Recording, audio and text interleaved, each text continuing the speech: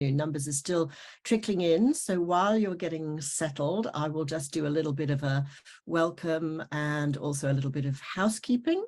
I am coming to you today from Dharawal country, which is the country of the Wadi Wadi people. And I want to pay my respects to traditional owners and to all First Nations women who may be joining us here today or at any point, actually. You're all very welcome. And I think we also unusually have some people joining us today from overseas, from Aotearoa. So kia ora to you. This webinar is presented by the Older Women's Network in New South Wales, which is an organisation that supports women over 55 and advocates for better policies on homelessness, domestic violence and poverty, but is also a hub for connection and community. So if you haven't joined, if you aren't yet a member, because I know we've opened this out today via Twitter and other social media. So if you're not yet a member, but you're a woman and you're over 55 and you're in New South Wales, what are you waiting for? We would love to have you. I am here today to talk to Stephanie Dowrick, the author of Your Name is Not Anxious. Wonderful book. I am going to leave, of course, plenty of time for your questions. Please pop those in the Q&A, not in the chat section. The Q&A is where I will find your questions so that I can pass them on to Stephanie. Okay, so I thought I would start with a full disclosure. I got a double dose of anxiety genetically, and I also have added some of my own. And I'm always looking for new ways to chase it away. Breathing, CBT, meditation, long walks, Valium, you name it, I've tried it. And what I think is so fabulous about this book is that it is really, really helpful. And it's got a lot of techniques that were new to me that help you get your mind unstuck and stop you from ruminating and catastrophizing, which is really part of that kind of vicious cycle that really breeds anxiety and allows it to get such an extraordinary purchase on your mental state. And I think that what Stephanie excels at in this book is what I call practical compassion. Now, I have to confess that I don't really like the term self-care when it gets co-opted by capitalism as an opportunity to monetize our vulnerability.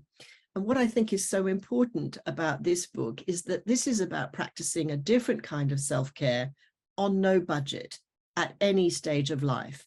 Even as an older woman with long-term, deep-seated anxiety, there are new strategies in this book to help you change the circuitry of your brain to be less fearful and to live with more joy. Now, one of these techniques that Stephanie writes about involves ice cubes.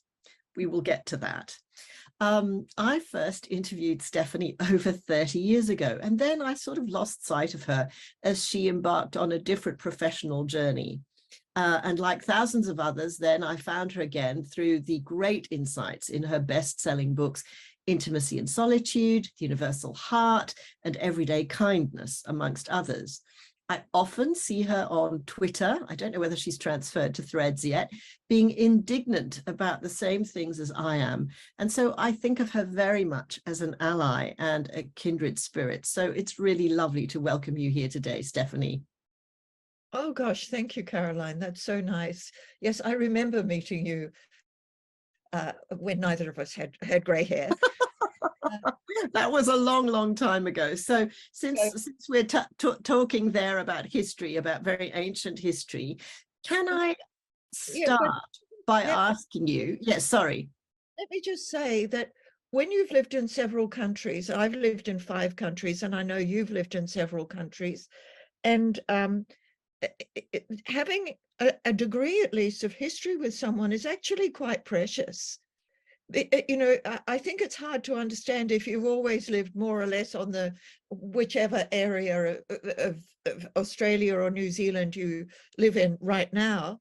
But when you have lived in lots of different places and have had to kind of remake yourself, of course, that's helped me in terms of how I think about identity, which is a very common thread in my writing. But it also makes it really precious when somebody like Caroline can say, oh, well, I met you 30 years ago or so. Um, um, but I also, before I let you ask your first question, Caroline, I want to acknowledge that I am meeting you today from the lands of the Gadigal people of the Eora Nation, but that I also do work from the lands of the Larrakia Nation in the Northern Territory. So I wish to acknowledge their elders past and present, and also to say the lands have never been ceded. So it's a great privilege to be able to say from those two different nations. And I'm also the grandmother of a little girl, a tiny little girl who's Gomeroi. So I'm feeling that we've made some progress, at least to gather in some threads of that history as well, and bring them into this present moment as we meet each other, Caroline. Well, that's a lovely way of putting it. And let's hope that you're right about some threads of positive change, because we're going to need that going forward. Anyway, we'll come to that sort of anxiety about the state of the world later. I want to start first with personal anxiety. And since I was establishing that we have a kind of bond of history of knowing each other before we both had gray hair, I wondered whether you could start off this conversation by describing your own history with anxiety and the situations which for you are most likely to trigger it. Because of course, when I first met you as an author on an author tour. You looked very polished. I probably looked perfectly competent too. Little did we both realize that we were quivering jellies on the inside. Yes, look, that's an interesting question, because we're very complex people. And so there, in parts of my life, I have been, I think, very confident and very adventurous and very risk-taking. Some people watching this webinar will know that, among other things, I started a publishing house when I was less than 30 and had huge jobs in London, when I was from 23 on, and so on and so on.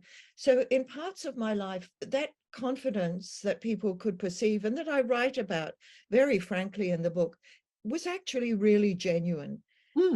Other parts of my life where I have had a lot of anxiety.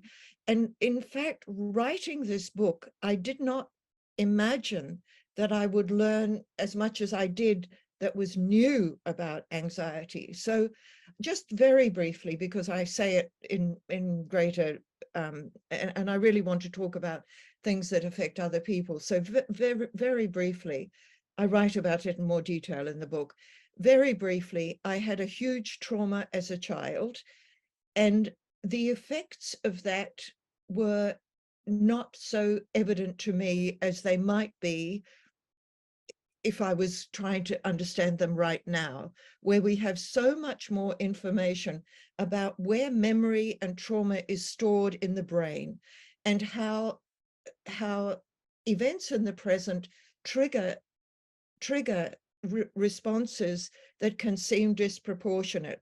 So around my most anxious experiences, augmented by nightmares and so on, is a kind of rescuer archetype that comes fully into bloom, as it were, when somebody, I mean, obviously I've got a rescuer archetype, look at all the books I've written, but and I think that also informs my social activism. But when it comes to people that are very close to me, or that I feel particularly responsible for, that feeling of not being able to do enough, not being able to rescue, has a very strong effect, not on my mind only, but also on my physiology. So I've had quite a lot of serious illness, and I can now equate it or see very clearly that those experiences came particularly when I was responsible. This is irrational, but that's how the mind is.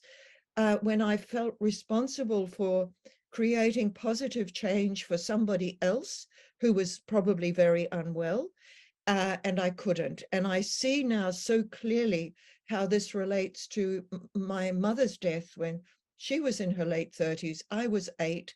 And I somehow believed I was her little prince and ought to have been able to save her. And she had, in fact, had dreadful cancer. But we're not talking rational here. No. And what I learned through this book so powerfully is how things get lodged in the brain and where they get lodged in the brain, and that the reactions from that part of the brain overwhelm the more mature, rational, integrated parts of the brain, which I'm pointing to as the frontal lobe areas.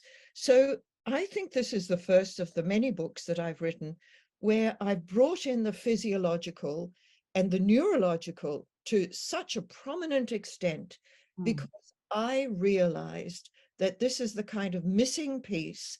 You know, we live in a time when anxiety is rampant, and manifests in all sorts of, destructive and inhibiting ways. And it was through the writing of this book that I realized that in many of the psychological texts and many people receiving psychological treatment, the integration with the physiological is inadequate.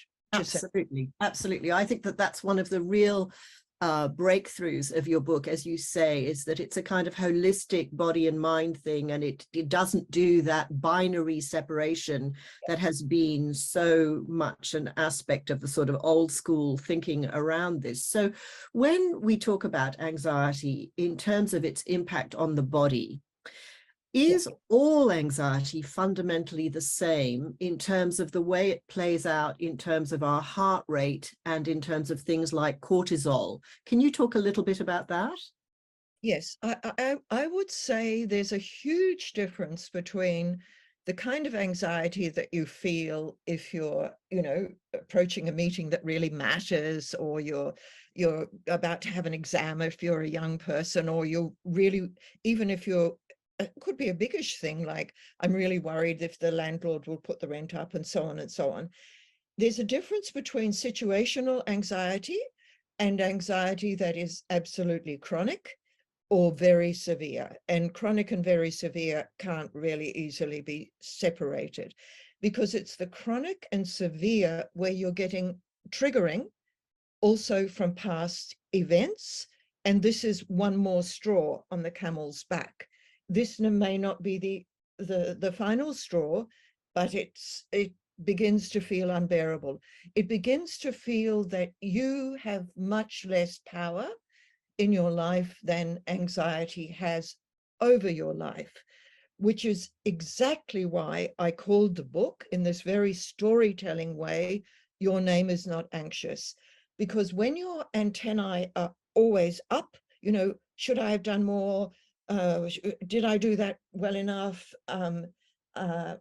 Everything will go wrong, catastrophic thinking, as you mentioned earlier, or just a kind of despair that arises out of a feeling of hopelessness and inadequacy that can be extraordinarily painful. When that happens, you are increasingly disempowered. So what I wanted to show, and what I think I have shown in the book, is that we have the possibility to step back, even in the face of chronic and severe anxiety, and say, this is awful, this is dreadful, this has come round yet again or has never left, but it is not all who I am. Even that is some degree of self-soothing, because otherwise you are so flooded with stress hormones, and cortisol, as you mentioned, is a stronger effect on the being than, for example, fear, flight, freeze, fawn is. So if we are living with elevated levels of stress hormones all of the time, it wrecks our sleep, it wrecks our thinking, and it has a very big impact on our relationships, because it also makes us tense, irritable, frustrated, perhaps even a little bit paranoid, and so on and so on.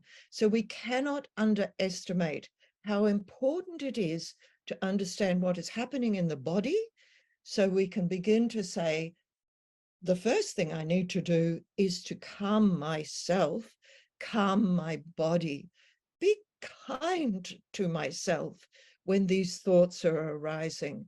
That is And so. I think one of the mantras of the book, which does that for me, which goes to exactly what you've just said, is that very simple idea that you are not your thoughts, that you can push them away. And now, thanks to your book, I find that when the sort of spiral begins to form, when I can feel those clouds gathering that will build up into a sort of pressure system, if you like, of anxiety, I just say to my thoughts, shut up or go away. And I don't necessarily speak it out loud, but I do say to the terrible inner voice, go away. I don't want you right now. And the idea that your thoughts are something that you can push to one side, it's incredibly helpful. Yes. And and likewise with dreads and likewise with feelings, but you have to practice it a little bit. And one of the things that I urge in the book, which I think offers as much insight as it does action, I see those as the sort of yin and yang. One of the things I emphasize is to practice some of these things when you're not feeling dreadful, when you're not too bad. Because if you think you can just suddenly, become expert at doing it when things really do feel dreadful, or when you are overwhelmed, or when you, really do want to vent, which actually I give good permission for. You do. Yes, I do. But not to go on and on day after day. That's not venting. Practice these things when you're not feeling too bad. And so a familiarity with them and with their efficacy will be with you when you really need them. And That's there will really, also, that's very good advice. yeah, and there will also be moments in which everything is ghastly and you have to somehow find the strength to survive it, knowing this too will pass. So just getting to know the sort of flexibility of the mind, and neuroscience has taught us so much about that, the flexibility of the mind, and also how to shift your attention. How to shift your attention. That's a very, very big thing when catastrophic thinking has, taken up the best seat in the theater and thinks it can dictate the progress of the play from here until eternity. I love the fact that I just heard yesterday, you know how sometimes when you're getting ready to do something, everything in the universe sort of aggregates to kind of give you information to prepare you for something. So yesterday something came across my radar which said the opposite of triggers are glimmers. And I love that idea of a glimmer, and a glimmer is like a little shard or a little moment of joy. And I guess that one of the things that we know about our attention and about shifting your attention is that when you are fully absorbed in something, in a task or in a practice, when you are in that ideal state that we know is the flow state, you don't feel anxious. You are distracted from yourself sufficiently when you find the thing that truly absorbs you, that you can get lost in. So I think thinking about glimmers and thinking about flow state can be very helpful. I want to ask you, Stephanie, about something that's very relevant to our core audience. I know a lot of women going through menopause who say that even though they may not have experienced anxiety before menopause, suddenly menopause is a trigger for feelings of anxiety that they are completely unfamiliar with. So presumably that is a kind of hormonal cocktail, is it? Is there anything you can tell us about that? Well, all I can say is that they're extraordinarily lucky if they've got to be menopause without much anxiety. But yes, of course, we need to understand how women and men differently experience their sort of hormonal fluctuations. Because for young women, for example, with premenstrual tension, hello, tension, that can be that can actually alter the way you perceive things. And I think one of the things I try to make very, very clear in the book is that we are so convinced by our own opinions, whether or not we regard ourselves as very opinionated, and we're also very convinced by our own perceptions in the moment. But actually, our perceptions in the moment are very largely dictated by what we call the state of mind, but the state of mind in the moment is also affected, of course, by our physical well-being, including our hormones. So the stress hormones I know much more about than the kind of women's hormones that, for earlier life and later life. But all I would say is that we're looking at one single picture.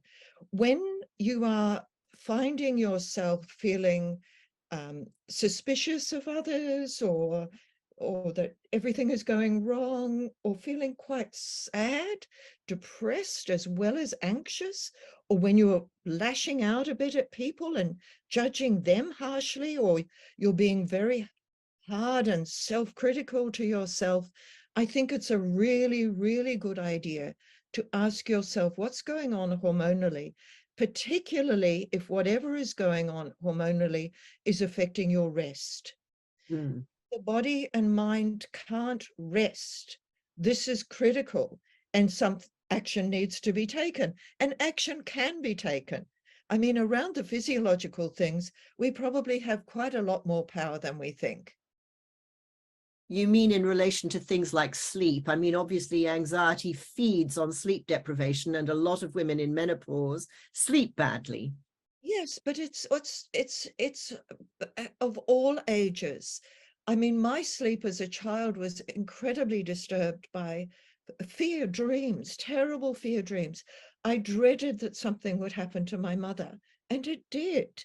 And then after she died, I continued to have nightmares. I still have nightmares. I can wake myself up having a nightmare. So what we're talking about is not just hormonal, but when we notice it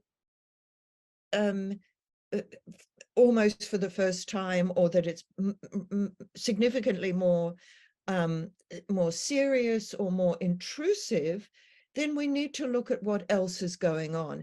And I'll make another point here too. I write in the book about my own pretty mild OCD, but could be intrusive, and that it started very much when I had breast cancer when my own children were pretty young, and my greatest fear was that I would leave them without a mother. Obviously, I mean, you don't have to be Freud or see a really good psychoanalyst to understand how that would come about. And so even to this day, I can find myself worrying very much about, have I kept myself, my family, my life safe enough by locking the doors? This is, kind of classic stuff, but it's intrusive. And what I've learned, and I write about this, and I write about OCD quite a bit in the book because in various forms it affects a lot of people. What I notice is that when I'm particularly neurotic about, have I locked the door? Have I locked the door? And sometimes, in fact, I haven't. So clicking was really worthwhile.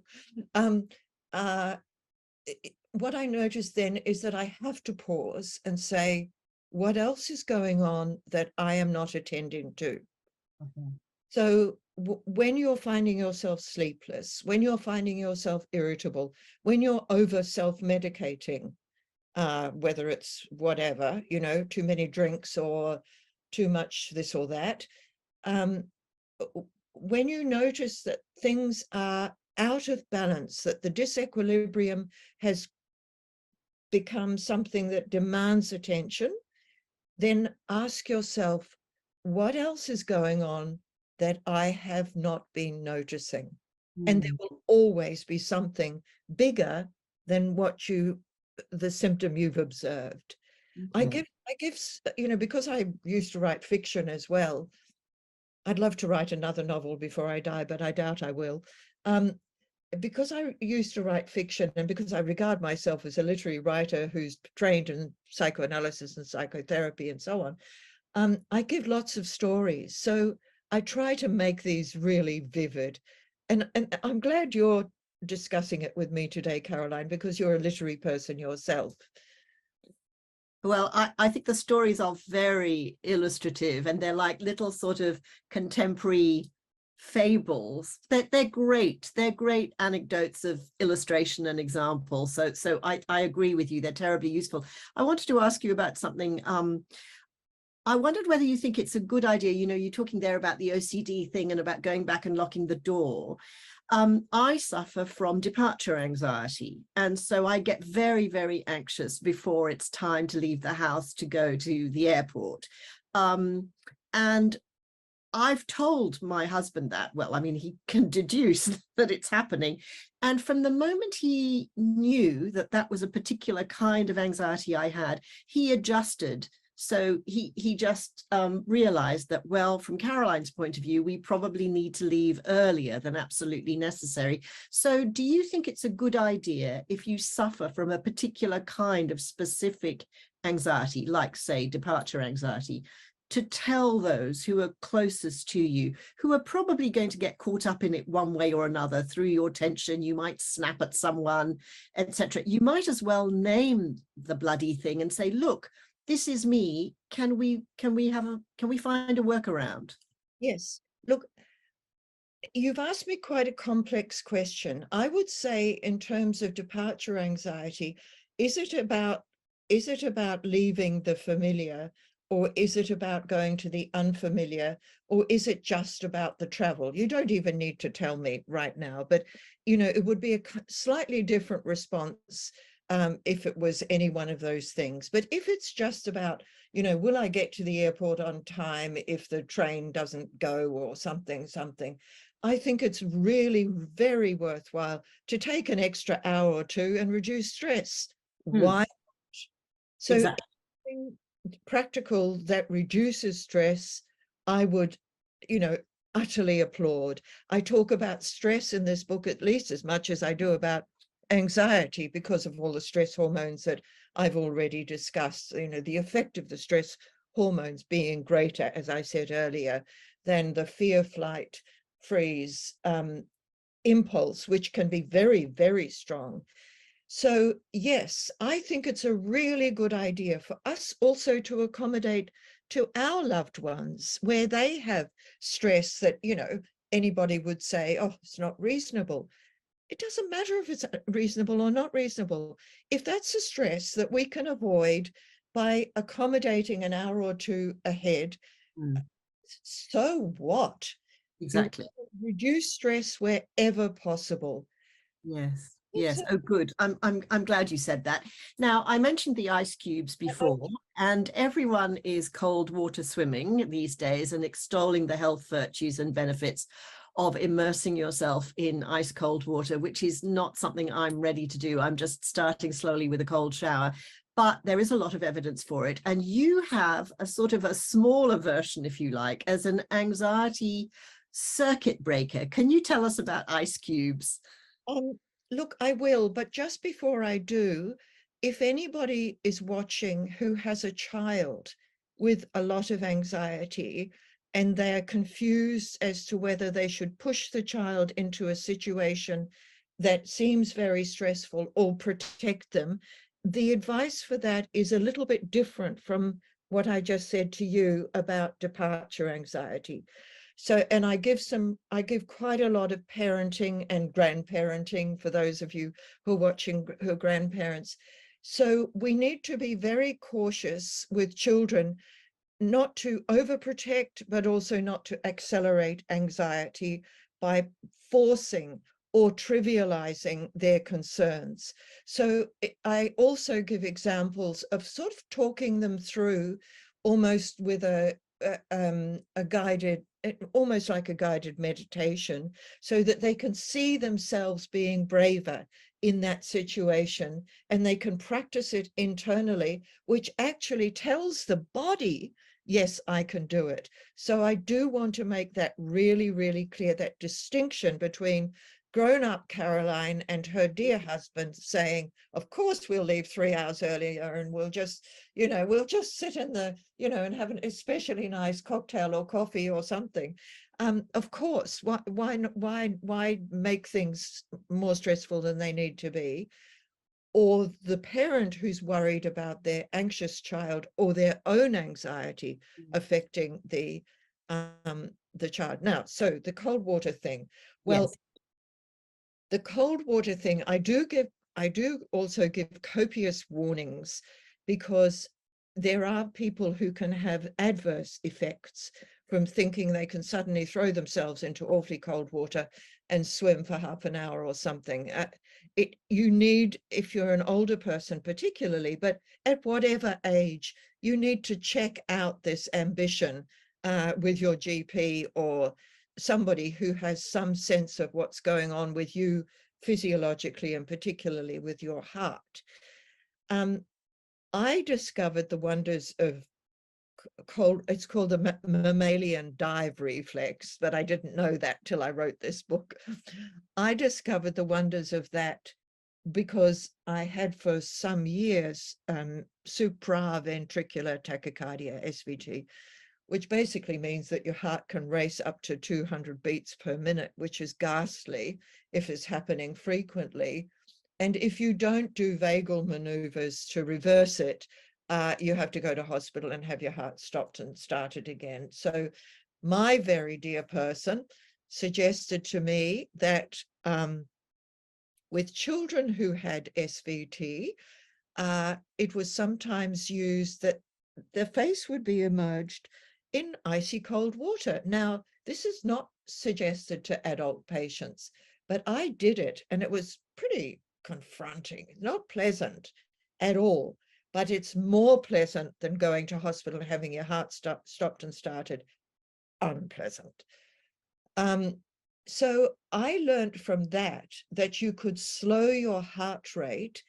So when by significant dunking in a basin of iced water, then I discovered that dialectical behavioral therapy uses a version of this with people who are very, very het up. So het up and heart racing, we're talking about the same spectrum of physical response to what feels like mental anguish. And so for some people, just stepping into a very cold shower or making the shower cold just for, a couple of minutes, pretty effective. It's like a kind of little quick shock tactic, isn't it? Yes, and you open your mouth like that, and water comes in and splashes around. So that can be very helpful for people when you're not well enough established in your slow breathing practice to soothe the parasympathetic nervous system. That's what we're talking about here, the parasympathetic nervous system. So the ice cold water thing is for people who feel pretty agitated. And again, please, if this resonates with you, first of all, read the warnings in the book. But although I don't have warnings about just dunking your head, but also practice it when you're not feeling too bad. Absolutely. Absolutely. Yes. No, you've got to do it when you're feeling a degree of confidence and a sort of feeling of, I'm going to do something good for myself today. I'm going to turn the shower to cold for a moment. And then it's tolerable.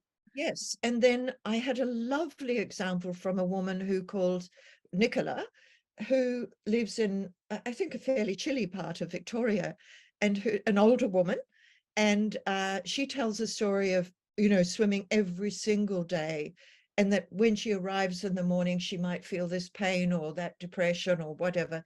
And she's faithful to the routine. And now there's a few people swimming with her and around her.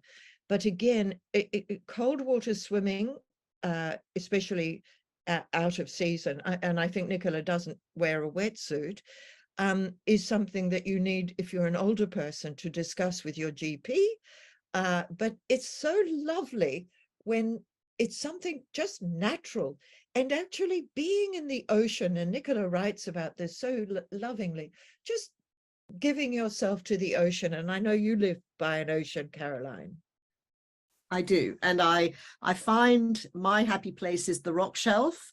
And that's where I go and rediscover what it feels like to be an uncomplicated 5-year-old. I look down into rock pools and everything just melts away.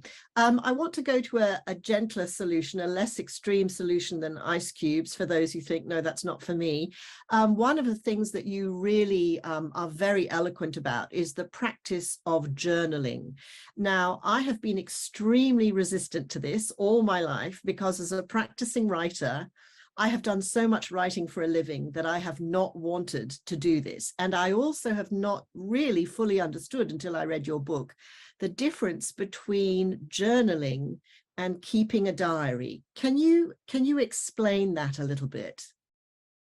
Yes, I can. And I also wrote a whole book called Creative Journal Writing. And the reason that I mention that is not just to promote one of my backlist titles, but also because one of the things that I do in this book, which I think is quite unusual, is to invite people to develop a sense of themselves as a creative person, by which I mean you don't have to be an artist or a writer or a potter or somebody who, you know, is making their mark in the arts. No, creativity is natural to our human nature. We are born to be creative. And when we begin to develop this or re-own it, because it's often been sort of bullied out of us by people who didn't know better.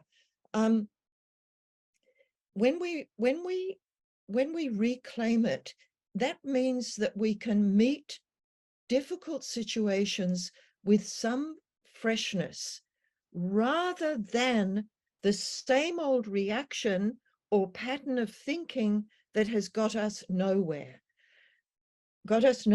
So to write creatively and freshly in your journal, to write freshly in your journal begins to develop this creative way of thinking about your situations and, for example, asking a couple of questions that might be for you know, this particular day.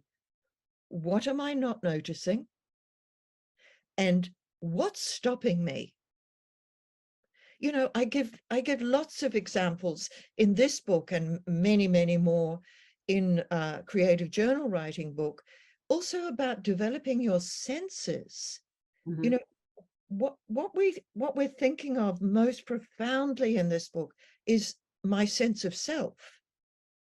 Your name is not anxious, but we receive the world through our senses, our instincts, not just our thinking.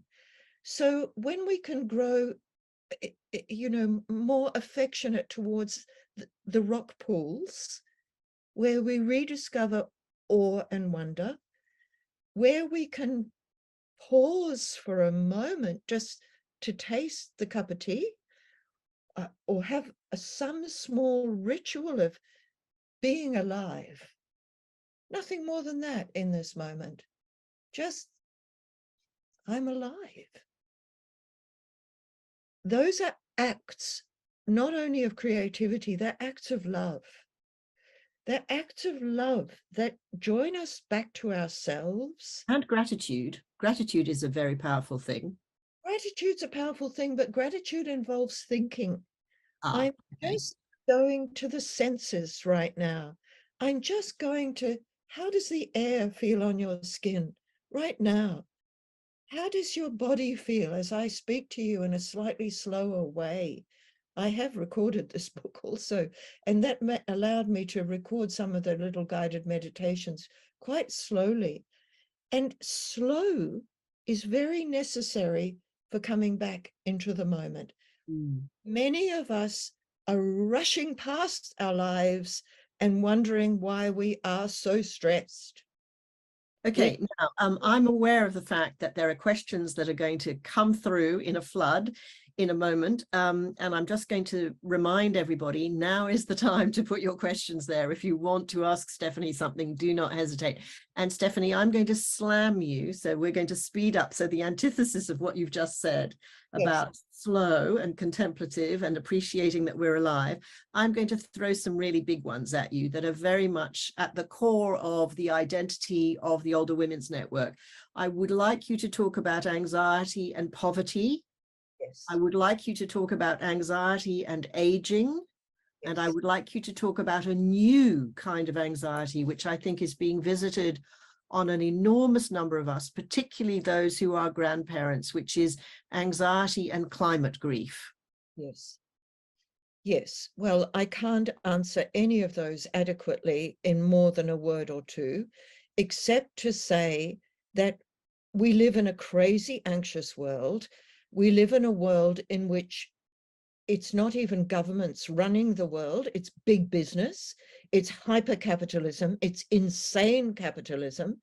And the fact that we have older women as our fastest growing homeless is a national disgrace. So those of us who do have some degree of a voice, we have to use it. Let's not be timid in speaking up for those. It doesn't matter how anxious you feel about speaking up. It's absolutely worth it. We need to speak up for the people who are already suffering more than enough anxiety by being in this situation. If we are observing this situation, but we ourselves are not in it, then we have to speak for those sisters and brothers. We really do. We really do. And we have to see that our individual well-being, which is barely a thing, actually, is utterly dependent on our appreciation of our collective well-being and the interdependence that that depends upon. So every time we offer an act of kindness to another person, every time we offer an act of kindness and self-appreciation to ourselves so that we feel a bit better resourced, we are contributing something to the greater whole. As far as the climate grief is concerned, of course, we're feeling rampantly grieving. And it's so unfortunate that in Australia, I don't know if it's the same in New Zealand, in my home country, New Zealand, but we have the most shocking disparities in wealth also between generations. And yet, of course, some people are very much missing out who are in the older group. So I think that, again, those of us with some voice need to speak up. And meanwhile, that's the macro. Meanwhile, on the micro, we also need to learn, and I think this is something particularly for women, we need to learn to appreciate the efforts that we are making. We can often feel that our efforts are inadequate. And I that's what I was talking about with my big picture rescuing. We have to actually acknowledge that the small efforts that we are making in relation to our community, our next door neighbors, our immediate family, our group. And I would also, I haven't even acknowledged yet, I was going to do it at the very end, the Older Women's Network, who are so brilliantly and kindly hosting this event. But one of the great gifts of the Older Women's Network is that it is a network. We need to be part of networks. So that's a roundabout kind of answer. Well, it's not. And it is, I mean, it's several things at once. I mean, it's a call to arms, but also I think it's about the fact that there is a great feeling of comfort from belonging. Oh, yes. And that community and that sense of belonging to a network, to an organization, to a neighborhood is anchoring, and that anchoring is a way of fighting anxiety. Now, what can we learn from other? No, Caroline, it's a way of soothing anxiety. We don't want to fight anxiety. That's more stress. We want to soothe anxiety. We want to reduce stress and soothe anxiety. And, small acts of self-care, even though you spoke about that earlier, the ways in which it's, been made into a sort of money-making thing, but small acts of self-care and small acts of reaching out, and also receiving help. Many older women, and perhaps many older men too, can find themselves very reluctant to receive help. There's grace in receiving at all ages. There's grace in giving, and there's grace in receiving. Even if it's not perfect, it won't be perfect. I don't know where perfect lives. Not We're not except worried about perfect today. Perfect is not our ambition today. Now, I wanted to ask you, I'm keeping an eye on the questions as they come in, and some of them are complex and statements, so I'm just juggling what we're going to go to in a moment. But I just wanted to ask you, Stephanie, one of the lovely things that you do is, obviously no single culture has a monopoly on the wisdom of how to soothe anxiety, but one of the lovely things that you do is you reference a Japanese philosophy called Morita. Can you tell us about that? Well, I think that Morita is I've written about Morita in the past, and also Ikigai. It's just a way of seeing that we don't have to drive ourselves as though we are machines. In fact, I talk about that in a number of ways. It's the political and social systems that we've been conditioned into relate our worth very often to our economic productivity. So really important people, of course, earn a lot of money, and people who have no money are pretty, to be disregarded. And I think we need to think about that very, very carefully indeed. I think we need to rebel against such an insane way of judging human value. So Morita therapy is just a way also of avoiding a kind of helplessness. Morita takes us out of helplessness, lets us look at the situation, ask ourselves, how could we respond to this most fruitfully? And sometimes we can't, and we need to move on.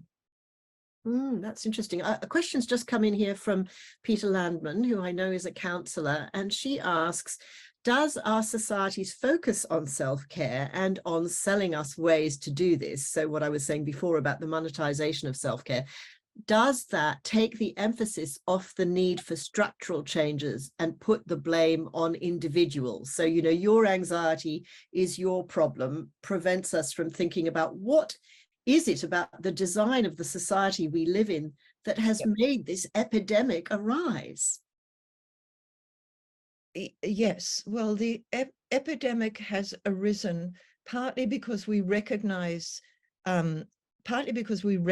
anxiety much better than we used to do. So, for example, I'm going to say it again, with men, for example, it might be an irritability, it might be overworking, it might be self-medicating, it might be even a lot of aggression coming out of a kind of anxiety, which they wouldn't recognize necessarily as anxiety. So, but it's also that we have some huge existential issues which we can't avoid facing. So it's not so much, in my perception, that it's the self-care industry that has kept people distracted. I think it's the structure itself, that we live in a society in which far more money is given to weapons and investment in so-called defense, which is actually offense, than we do to mental health. And we also neglect key areas of mental health, which should be happening in a very much collective way, by, for example, making all sorts of community activities free and much more freely available, whether it's sport, whether it's libraries, whether it's, my friend Matt Knopf started the street universities, and I think there are 6 or 7 in Australia now. We should have street universities, several in every major city, where people can go and it's a safe place and you can learn and you can play and you can have community without having to demand a kind of entry. User pays. Yes. Yes. There's a question that's come in from Jane Britt, and that goes to one of the things I wanted to ask you about, which was the epidemic of loneliness, which we know is a huge health threat, a huge health hazard. How do we support older people through loneliness? In hearing from the Aged Care Royal Commission, it was a disturbing recurring thread. And of course, loneliness and anxiety they can mesh together, can't they? And then you're lonely and you are too anxious to reach out to people and make connection.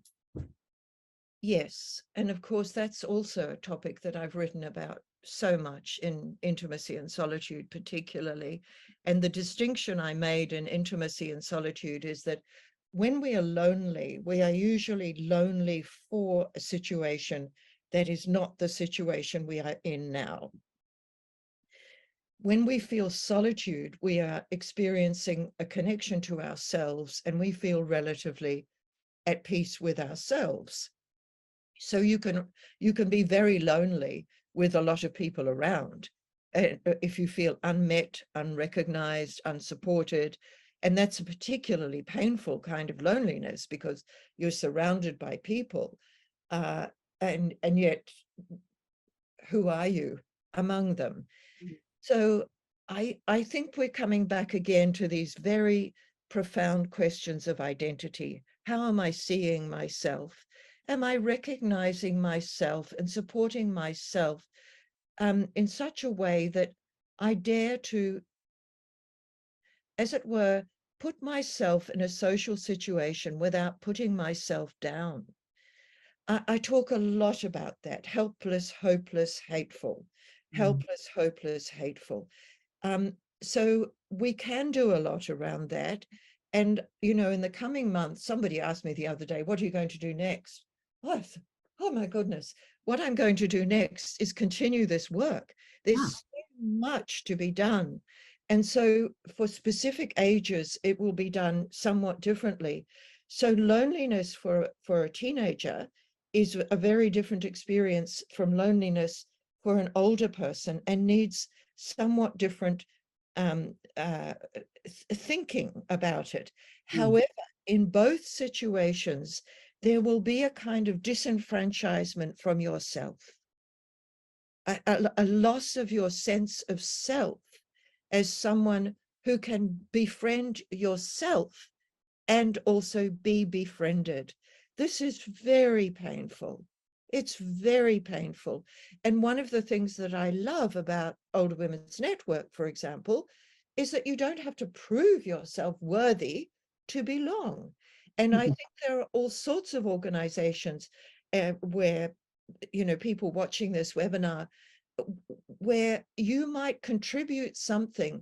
And if you are, for example, a person who is socially very much at ease, then also join those communities, because you can make it easier for other people who are not so willing.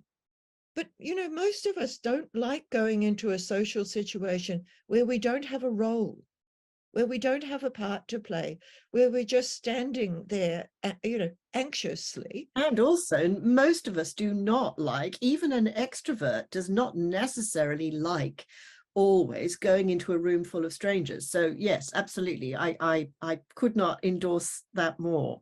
Yeah, but Caroline, let me just say, where there is not a distinction between the familiar and the stranger, where there is not a distinction between the familiar and the stranger, for example, coming to a, community space, that's the place to start.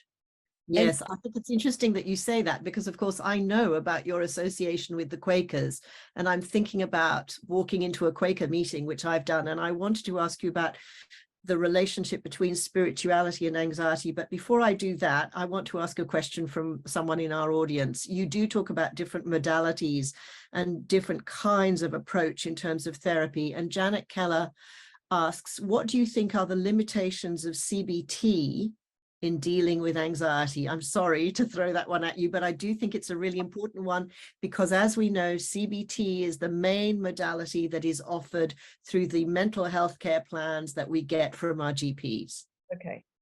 All that I will say is that I wrote this book a couple of years before I began it. I did not have an intention to write a book on anxiety. I wrote this book on anxiety because a very, very beloved family member had severe chronic anxiety. And I observed that even though she had access to, what the best that Sydney can offer, including hospitalization, the CBT that she received, well meant, totally inadequate. It might be fine for people who are mildly anxious. It might be fine.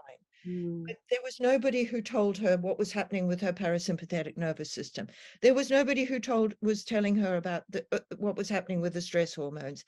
And one of the chapters that in the book that I love it, gave me most joy to write it, is about meaning and purpose. And I quote Viktor Frankl, who's a great hero of mine, and I have studied logotherapy.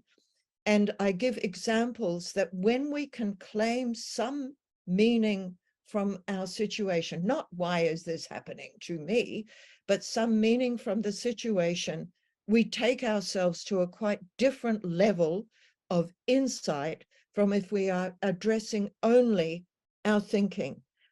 After all, you have thoughts, you are more than your thoughts. Yes. You have behaviors, you are more than your behaviors. I'm not saying it's not well meant. I am saying it's not always adequate. Okay. I want to ask you, I mean, there are a million things I still want to ask you, but you did mention venting before, and the place that venting has in this kind of cosmology of how to address your anxiety. We've got a couple of minutes left, and I just wondered whether you could say what the merits of venting are, because that could sound quite aggressive, quite distressing, quite self-indulgent. So what is good about venting? Well, I've taught journal writing for many, many years because I'm so passionate about it. And I've taught people how to vent on the page.